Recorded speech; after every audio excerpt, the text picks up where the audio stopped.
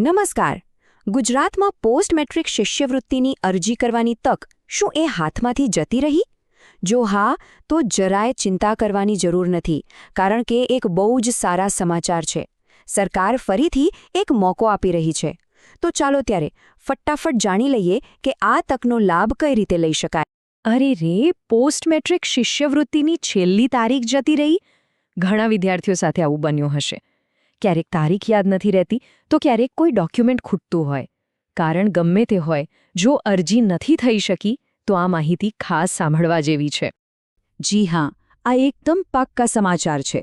સરકારે વિદ્યાર્થીઓના ભવિષ્યને ધ્યાનમાં રાખીને ફરીથી એક સુવર્ણ તક આપી છે. શૈક્ષણિક વર્ષ 2025-26 માટે ડિજિટલ ગુજરાત પોર્ટલ ફરીથી ખોલી દેવામાં આવ્યું છે.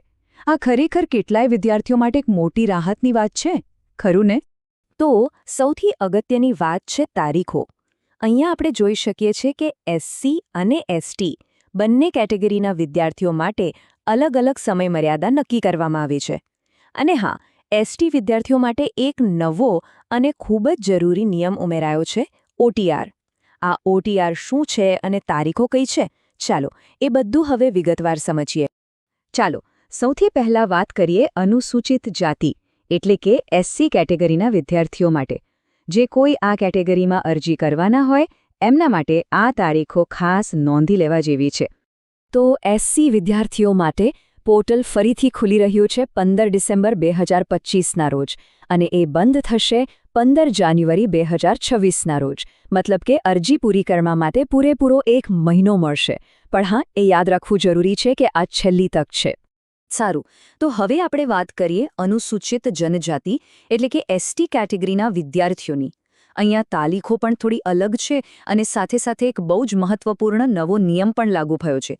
આના પર ખાસ ધ્યાન આપવું પડશે.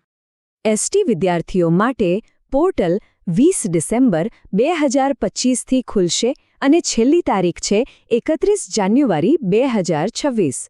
સમય થોડો વધારે છે, પણ એનું કારણ એ છે કે અરજીની પ્રક્રિયામાં એક ખૂબ જ અગત્યનું વધારાનું સ્ટેપ ઉમેરાયું છે. અને આ છે એ સૌથી મોટો ફેરફાર. આદિજાતિ બાબતોના મંત્રાલય એટલે કે મોટાની ગાઈડલાઇન્સ પ્રમાણે એસટી વિદ્યાર્થીઓ માટે અરજી પ્રક્રિયામાં એક નવું સ્ટેપ ઉમેરાયું છે, અને એ પણ ફરજિયાત.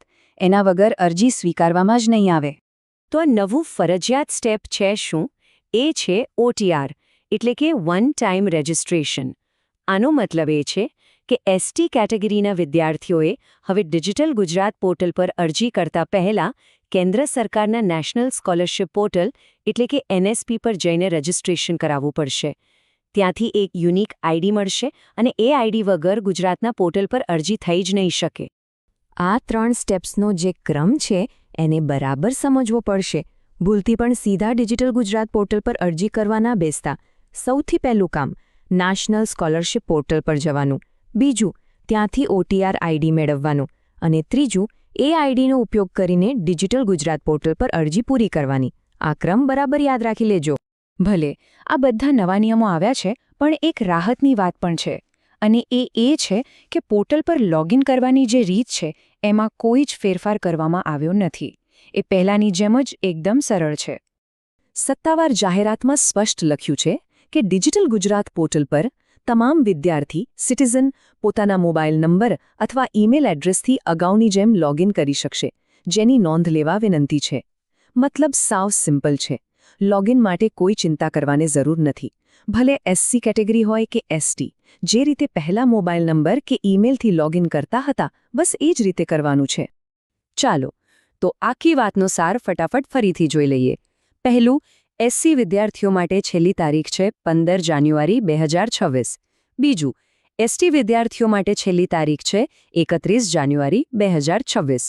ત્રીજું અને સૌથી અગત્યનું, ફક્ત એસટી વિદ્યાર્થીઓએ પહેલા એનએસપી પોર્ટલ પરથી ઓટીઆર જનરેટ કરવાનો છે. અને ચોથું, બધા જ વિદ્યાર્થીઓ માટે લોગિન કરવાની રીત પહેલા જેવી જ છે, મોબાઈલ નંબર કે ઈમેલથી. તો યાદ રાખજો, આ માત્ર એક ફોર્મ ભરવાની વાત નથી. આ પોતાના ભણતર અને ભવિષ્યને સપોર્ટ કરવા માટે મળેલી બીજી તક છે.